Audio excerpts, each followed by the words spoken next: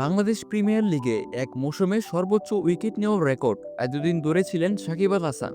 এবার সেই রেকর্ড ছুঁয়ে নিজেকে আরও পরে নিয়ে গেলেন চলতি মৌসুমে রাজশাহীর অধিনায়ক তাসকিন আহমেদ। রোববার ২৬ জানুয়ারি মিরপুর শেরেবাংলা স্টেডিয়ামে রংপুর রাইডার্সের বিপক্ষে ২ উইকেট নিয়ে তাসকিন হয়ে গেলেন বিপিএল এর বোলিং ইতিহাসের নতুন শীর্ষ তারকা। ২০১৯ সালে ঢাকা ডাইনামাইটসের হয়ে সাকিব ১৫ ম্যাচে নিয়েছিলেন ২৩ উইকেট। রংপুরের বিপক্ষে গতকালের ম্যাচে তাসকিন তার এই রেকর্ডকে ছাপিয়ে গেলেন। ইনিংসের চতুর্থ বলেই স্টিভেন টেইলরকে উইকেটকিপার আকবর আলীর কাছে ফেরান তাসকিন। এরপর ১৯তম ওভারে চতুর্থ বলে রাকিবুল হাসানকে এলবিডব্লিউ করে গড়েন নতুন ইতিহাস। আসরে উইকেটপ্রাপ্ত বোলার হিসেবে শীর্ষস্থানে পৌঁছতে তাসকিন গড়েছেন আরও একটি রেকর্ড। ঢাকার বিপক্ষে এক ম্যাচে ৭ উইকেট শিকার করেছিলেন তিনি, যা বিপিএল এর কোনো ম্যাচের সেরা বোলিং ফিগার। স্বীকৃত টি-২০ ক্রিকেটে এটি তৃতীয় সেরা বোলিং ফিগার।